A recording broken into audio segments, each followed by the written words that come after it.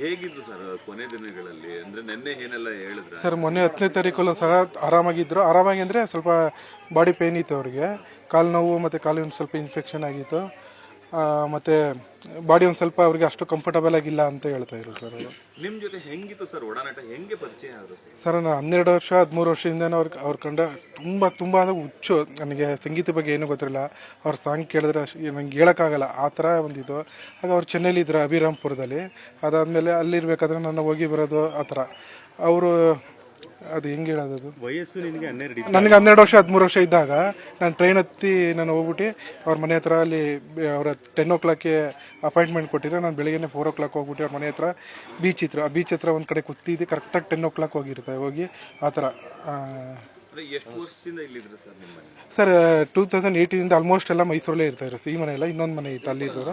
ಈ ಮನೆಗೆ ಬಂದು 2 years ಆಯಿತು ಸರ್. ಏನು ಅವ್ರಿಗೆ ಏನು ಇಷ್ಟ ಆಗ್ತಿತ್ತು? ಏನು ಕೇಳ್ತಿದ್ರು ಏನಾದ್ರು? ಅವರು ಏನು ಹೇಳ್ತಾ ಇದ್ರು ಅಂದ್ರೆ, 4-5 ಜನ ಇದ್ದೀವಿ, ನಮಗೋಸ್ಕರನೇ ಅವ್ರು ಮೈಸೂರು ಬರ್ತಾ ಇದೆ ಸರ್. ಮೇಯ್ನ್ ಅವ್ರು ಏನು ಹೇಳ್ತಾ ಇದ್ರು, ಇನ್ನೇ ಐತೆ ನಮ್ಮ ಮೈಸೂರಲ್ಲಿ, ನೀವುಗಳಿದ್ದೀರಾ ಅಂತಲೇ ಮೈಸೂರು ಬರ್ತಾ ಇದೆ. ಅದರಲ್ಲಿ ಪವನ್, ಅನಿಲ್, ಕಿಶನ್, ಅರುಳು, ಸತೀಶು, ಒಂದು 6-7 ಜನ ಇದ್ರು. ನನ್ನ ಪ್ರಾಣಗಳು ಅಂತ ಯಾವಾಗಲೂ ಹೇಳ್ತಾ ಇದ್ರು. ನಿಮ್ ಬಿಟ್ಟು ನಂಗೆ ಇರೋಕ್ಕಾಗಲ್ಲ ಅಂತ ಹೇಳ್ತಾ ಇದ್ರು. ಬೆಳಿಗ್ಗೆ ಏನಾಯ್ತು? ನನ್ನ ಬೆಳಿಗ್ಗೆ ಮಾಮೂಲಿ ಒಂದು ಹುಡುಗಿ ಇದ್ದಾರೆ ಇಲ್ಲಿ, ಅವ್ರು ನೋಡ್ಕೋತಾ ಇರಲ್ಲ. ಬೆಳಿಗ್ಗೆ ಒಂದು 5 o'clockಗೆ ಅಮ್ಮ ಯಾಕೋ ರಾತ್ರಿ ಎಲ್ಲ ಡಿಸ್ಕಂಫರ್ಟ್ ಅಂತ ಇದು ಮಾಡ್ತಾಯಿದ್ರು. ರಾತ್ರಿ ಎಲ್ಲ ನಿದ್ದೆ ಮಾಡಿಲ್ಲ, ಒಂದು ಸ್ವಲ್ಪ ಬೇಗ ಬರ್ತೀರಾ ಅಂತ ಅಂದರು. ಸರಿ ಭಾಗ್ಯ ಬರ್ತೀನಿ ಅಂದ್ಬಿಟ್ಟು, ಅವರೇ ಭಾಗ್ಯ ಅಂತಲೇ ಎಲ್ಲ ಅವರೇ ನೋಡ್ಕೋತಾ ಇದ್ದೀವಿ ಇಲ್ಲಿ. ಬರ್ತೀನಿ ಅಂದ್ಬಿಟ್ಟು ನಾನೇ ಮಾಡಿದೆ, ಡಾಕ್ಟ್ರ್ ಇದ್ದಾರಲ್ಲ ಅವ್ರಿಗೆ ಫೋನ್ ಮಾಡಿದೆ. ನಾನು 15 ನಿಮಿಷದಲ್ಲಿ ಬರ್ತೀನಿ ಅಂತ ತಕ್ಷಣ ಇಮ್ಮಿಡಿಯೇಟ್ ನಾನು ಹೊರಟು ನಾನು 5:30ಗೆಲ್ಲ ಇಲ್ಲಿ ಬಂದೆ ಸರ್. ಇಲ್ಲಿ ಡಾಕ್ಟರ್ ಏನಂತ ಹೇಳಿದ್ರು ಅಂದರೆ, ಅಡ್ಮಿಟ್ ಮಾಡ್ತೀರಾ ಇಲ್ಲ ಅಂದರೆ ಮನೇಲೆ ಟ್ರೀಟ್ಮೆಂಟ್ ಕೊಡ್ತೀರಾ ಅಂದ್ರೆ. ಅದಕ್ಕೆ ನಾನು ಅಂದರೆ ಅಮ್ಮನಿಗೆ ಹಾಸ್ಪಿಟ್ಲ್ ಅಂದರೆ ಸ್ವಲ್ಪ ಭಯ ಪಡ್ತಾಯಿದ್ರು. ಇಲ್ಲೇ ಟ್ರೀಟ್ಮೆಂಟ್ ಮಾಡಿಸ್ತೀನಿ ಸರ್ ಅಂದಾಗ ಅವ್ರ ಇನ್ಸ್ಟ್ರಕ್ಷನಲ್ಲಿ ನಾವು ಅವ್ರು ಏನೇನು ಹೇಳ್ತಾರೋ ಆ ಥರ ಗೈಡ್ ಮಾಡಿದಂಗೆ ಎಲ್ಲ ನಾವು ನರ್ಸ್ ಕರ್ಕೊಬಂದು ಎಲ್ಲ ಇದೆಲ್ಲ IV ಎಲ್ಲ ಕೊಡಿಸಿ ಎಲ್ಲ ಇದು ಮಾಡಿದ್ರು ಸರ್. ಎಷ್ಟೊತ್ತು ಅಂದರೆ ನಮ್ಮಮ್ಮ 11 o'clock ಮನೆಗೆ ಬಂದರು. ಮನೆಗೆ ಬಂದಾದಮೇಲೆ ಅವರು ಎತ್ತು ಕೂತ್ಕೊಳ್ಳೋಕ್ಕೆಲ್ಲ ತುಂಬ ಕಷ್ಟಪಡ್ತಾಯಿದ್ರು, ಸೀರಿಯಸ್ ಆಗ್ತಾನೆ ಇದ್ರು. ನಮ್ಮಮ್ಮ ಏನಂತಂದರೆ, ಹುಡುಗಾಟ ಬೇಡ, ಅಮ್ಮ ತುಂಬ ಇದು ಮಾಡ್ತಾರೆ, ಅಡ್ಮಿಟ್ ಮಾಡಿಬಿಟ್ರೆ ಒಳ್ಳೇದು ಅಂತ. ಅವ್ರ ಮೊಮ್ಮಗಳು ಬ್ಯಾಂಗ್ಳೂರಲ್ಲಿ ಇದ್ದಾರೆ. ಅವ್ರಿಗೆ ಫೋನ್ ಮಾಡಿ ಹೇಳಿದೆ, ಹಿಂಗೆ ಆಕ್ಸೋಮೀಟಲ್ಲಿ ಇದೆಲ್ಲ ಕಡಿಮೆ ಆಗ್ತಾಯಿತ್ತು, ಪಲ್ಸ್ ಎಲ್ಲ ಹಿಂಗೆ ಆಗ್ತಾಯಿದೆ ಅಂತ ತಕ್ಷಣ ಇಮಿಡಿಯೇಟ್ ಹಂಗಾರೆ ಹಾಸ್ಪಿಟ್ಲಿಗೆ ಅಡ್ಮಿಟ್ ಮಾಡಿ ನಾವು ಬರ್ತೀವಿ ಅಂತ ಹೇಳಿ 12 ಗಂಟೆಗೆ ಅಪೋಲೋ ಹಾಸ್ಪಿಟ್ಲಿಗೆ ಕರ್ಕೋಬೋದ ಸರ್. ಅಲ್ಲಿ ಹೋದ ತಕ್ಷಣ ಏನು ಹೇಳಿದ್ರೆ ಅಂದರೆ, 20-30% ನಾವು ಗ್ಯಾರಂಟಿ ಕೊಡ್ತೀವಿ ಅಷ್ಟೇ. ಅವ್ರಿಗೆ ಕಿಡ್ನಿದೆಲ್ಲ ಒಂದು ಸ್ವಲ್ಪ ಏನೇನೋ ಪ್ರಾಬ್ಲಮ್ ಆಗ್ತಿದೆ, ಇನ್ಫೆಕ್ಷನ್ ಎಲ್ಲ ಇದು ಬ್ಲಡ್ಡಿಗೆ ಆಗ್ಬಿಟ್ಟಿದೆ ಅಂತ ಹೇಳಿದ್ರು. ಸರ್ ಅಂತ್ಯಕ್ರಿಯೆ ಯಾವಾಗುತ್ತೆ, ಎಲ್ಲಾಗುತ್ತೆ ಸರ್? ಇದು ಅಂತ್ಯಕ್ರಿಯೆ ಇದು ಇವಾಗ ನಾವು 8 o'clock ಮಹಾರಾಜ ಗ್ರೌಂಡಲ್ಲಿ ಸಾರ್ವಜನಿಕ ಜನಕ್ಕೋಸ್ಕರ ಅಲ್ಲಿ ದರ್ಶನಕ್ಕೋಸ್ಕರ ಅಲ್ಲಿ 3 o'clock ಗಂಟೆ ಅಲ್ಲಿ ಇರ್ತೀವಿ. ಅದಾದ್ಮೇಲೆ ನಮ್ಮದು ಫಾರ್ಮ್ ಹೌಸ್ ಇದೆ ಸರ್, ನಮ್ಮದು ಸ್ವಂತ, ಅಲ್ಲಿ ತಗೊಂಡು ಹೋಗ್ತೀವಿ. ಈಗ ಅಮ್ಮನ ಆಸೆ ಏನಾಗಿತ್ತು ಸರ್? ಅದೇ ಮೈಸೂರಲ್ಲಿ ಅವ್ರ ಮಗನೂ ಇದೇ ಮನೇಲಿ ಪ್ರಾಣ ಬಿಟ್ಟಿದ್ದು.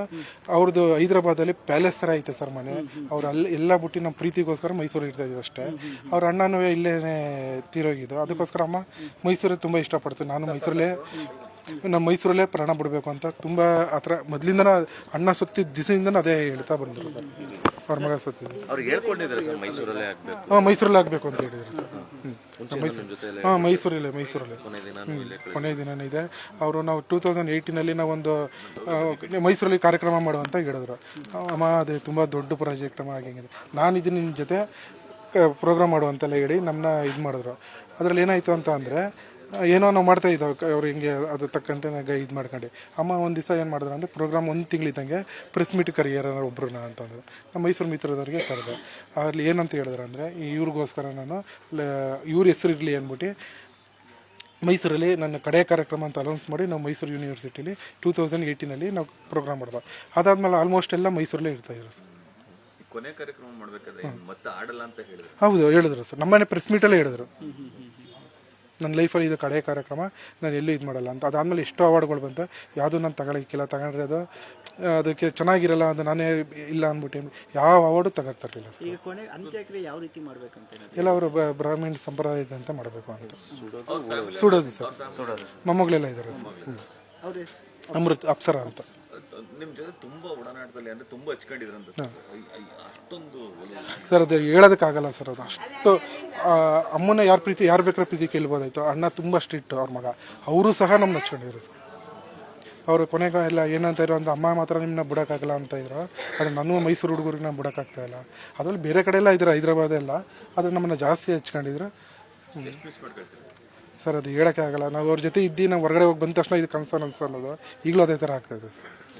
ಏನಕ್ಕೆ ಅಂದರೆ ನಾನು ಚೆನ್ನೈಲೆಲ್ಲ ಊಟ ಬರಬೇಕಾದ್ರೆ ನಾನು ಅಮ್ಮ ಏನಾದರೂ ನಾನು ಇಂಥ ದಿವಸ ಇದು ನನಗೆ ಅಪಾಯಿಂಟ್ಮೆಂಟ್ ಕೊಡೋರು ಯಾವಾಗ ಅಂತಂದರೆ ಯಾವತ್ತು ಆಗ ತುಂಬ ಬ್ಯುಸಿ ಸರ್. ಅವರು 1 ತಿಂಗಳು 2 ತಿಂಗಳು ಅವರು ಫ್ರೀನೇ ಇರ್ತಾರಲ್ಲ, ಯಾವುದೋ ಒಂದು ಡೇಟ್ ನೋಡ್ಬಿಟ್ಟು ಇಂಥ ದಿವಸ ಬಾ ಅಂತ ಹೇಳೋರು. ಆ ಡೇಟ್ನ ನಾನು ಕ್ಯಾಲ್ಕುಲೇಷನ್ ಮಾಡ್ಕೊಳ್ವೆ, 26 ದಿನ ಇದೆ, 24 ಗಂಟೆ, ಆ ಥರ ನಾನು ನಿದ್ದೆ ಮಾಡ್ದೇ ಆ ಥರ ನಾನು ಹೋಗ್ತಾಯಿದ್ದೆ ಸರ್ ಅವ್ನು ನೋಡೋದಕ್ಕೆ.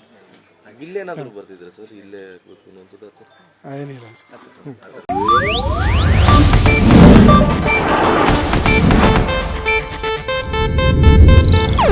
ಇದು ಏಷ್ಯಾನೆಟ್ ನ್ಯೂಸ್ ನೆಟ್ವರ್ಕ್ ಪ್ರಸ್ತುತಿ.